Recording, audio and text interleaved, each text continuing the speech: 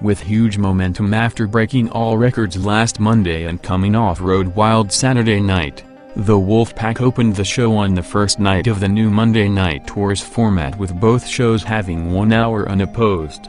Hall and Nash talked about walking out of Sturgis with the belts, cutting a promo on the Steiners before squashing a team in a quick match, with Hall calling to the back to bring them another one as Rick and Scott came through the crowd to clear the ring, to a big reaction.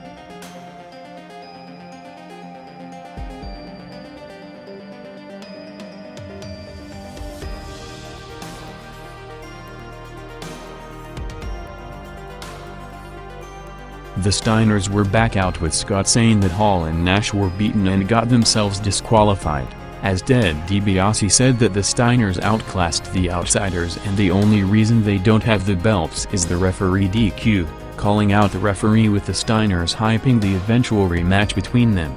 After the huge number last week, talks that started even before it, when it was known that Raw will move an hour later to a 9 p.m. start time, got stronger over the last 6 days of Nitro going to 3 hours, or possibly having a post-show that will go head-to-head with Raw from 10 to 11, as the third hour last week not only prevented Raw from gaining any momentum on its new time slot, but led to WCW drawing its highest opposed hour rating in history.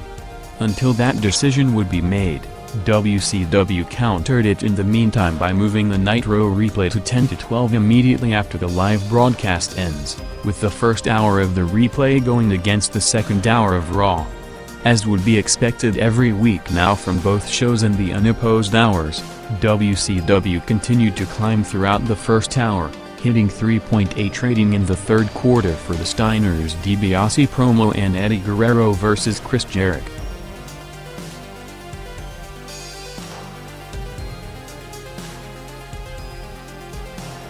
Ric Flair and Curt Hennig came out for a promo, continuing to build to either Hennig officially joining the Horseman or a turn on each other by either one. Hennig hyped his match for tonight with him against Randy Savage in the main event, saying that he's back where he should be as a headliner, while agreeing to team with Flair at the upcoming Clash of the Champions. With 9 p.m. minutes away and to condition viewers with the format now changed, the crossover segment in the 9 to 9:15 quarter when Raw goes on the air, will start to become perhaps the second highest profile segment of the show, only behind the main event. 4 minutes from the top of the hour, Eric Bischoff came out on a motorcycle with the nWo following him minutes later, seconds from 9.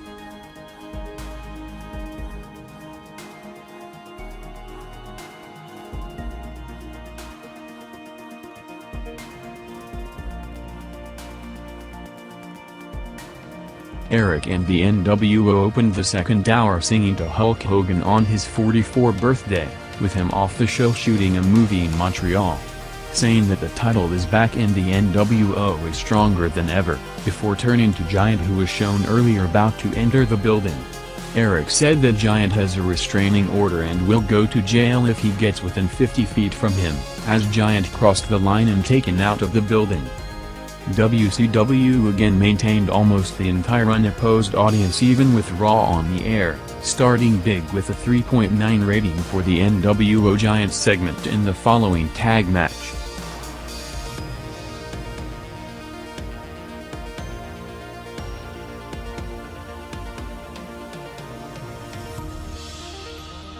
Just as the nWo were coming out on TNT, Shawn Michaels opened Raw a week after the turn, saying that the crowd can be with him or against him, as it's fine with him as long as they're taking sides. Michaels continued to take shots at Vince McMahon throughout the promo, saying that he found out he's wrestling Mankind watching Superstars as McMahon didn't call to tell him, before hyping the Taker pay-per-view match.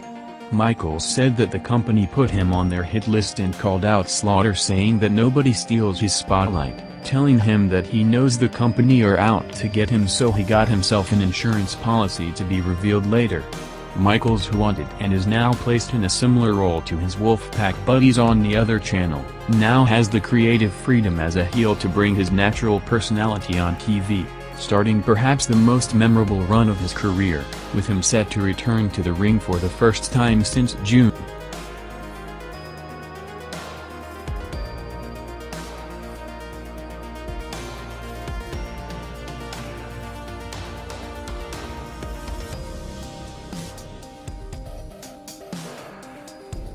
Lex Luger came out 2 days after dropping the belt back to Hogan in the Road Wild main event. Luger said that last week was the biggest moment of his career, and despite the disappointment Saturday, last Monday was a defining moment for the company as the entire crew was united.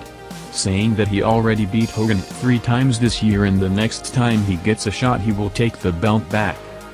WCW followed up with Page vs Bagwell going 4 minutes, while Raw had LOD against the Godwins. As both shows stayed in the same rating range throughout the entire opposed hour.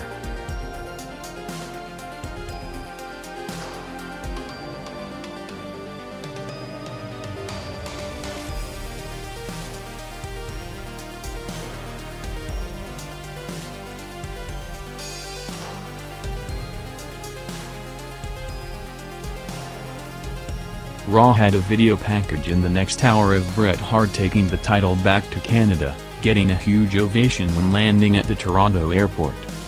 Along with the continuation of the Brian Pillman dress angle with him losing against Flash Funk after Goldust showed a hidden camera footage. With the ECW Invasion storyline written off TV after several disagreements between the sides, a major ECW presence is set to return in the main event tonight, while ECW got a major plug to their next pay-per-view Hardcore Heaven on Sunday, with Jerry Lawler wrestling on the show against Tommy Dreamer and hyping it several times in front of the Raw audience, including a mention by McMahon, who also made it clear that it's not a WWF show.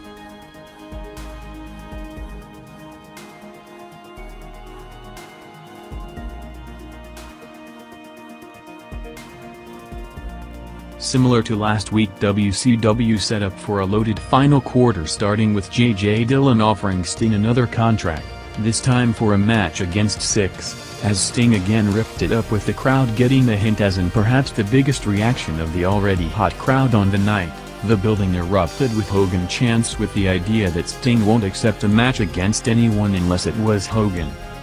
Randy Savage vs Curt Hennig went 6 minutes in the main event, ending up with Page Luger and the nWo all out for the post-match, with the show peaking head-to-head with 2 3.9 ratings for the opening segment and the final quarter with the Sting-Dillon segment and Savage-Hennig match.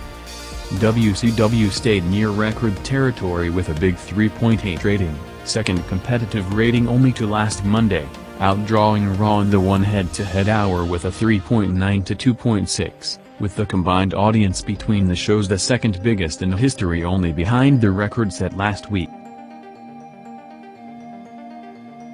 After Vince told the audience that Austin is out with a career-threatening neck injury, tag partner Dude Love came out to hype him teaming with Austin again and tonight's Michaels main event in the next hour, with the company now having the free leading hour to load up for potential big viewership. Immediately after WCW went off the air, Raw picked up around 900,000 viewers, jumping from a 2.6 to 3.3 rating for the Owen and Bulldog against Patriot and Shamrock tag match, gaining less than 20% of the viewers watching the conclusion of the Nitro main event.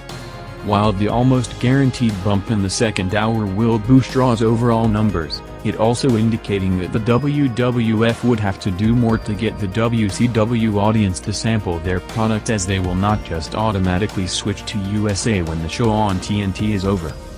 While the company is still advertising or hinting at Steve Austin to appear on house shows, including on the promotion for the Ground Zero pay-per-view in the 4-way tag match, Vince and Jay are updated on Austin's condition, with him off the show, coming 3 days after an MRI result on his neck saw the doctor advise him to retire from wrestling or risk irreversible damage, with JR confirming the report on the company hotline while tying it to hype the weekend house shows, with a hint that Austin might show up and defy the medical recommendations. Austin, who after trying to get to a top spot in the business for the last 7 years, and with him the hottest rising star in the company over the last 4 months, with his popularity growing by the week, didn't consider retirement as an option, with the company already scheduling him an appointment to another neck specialist next week with hopes of a different evaluation.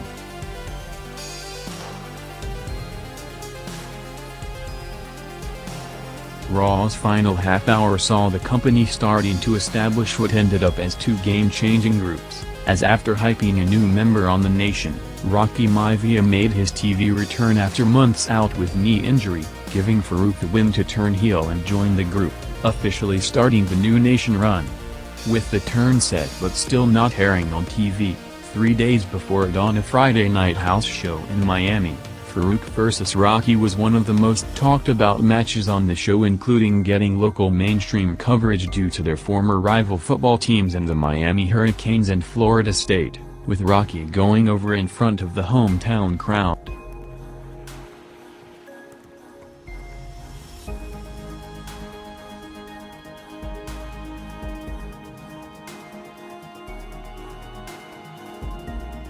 Shawn Michaels vs. Mankind in Michaels' first match back in over 2 months peaked the night for Raw with a 3.6 rating. Going 11 minutes in the main event with some wild spots in a rematch of their memorable pay-per-view match last year that was hyped throughout the show, ending up with Michaels going over with his insurance policy being revealed as the returning Rick Rude, while Triple H and Chyna walked to the ring midway through the match. Raw was up significantly from the regular full head-to-head weeks due to the second hour after WCW and off the air drawing a 3.4 rating, with the show doing a 3 rating overall.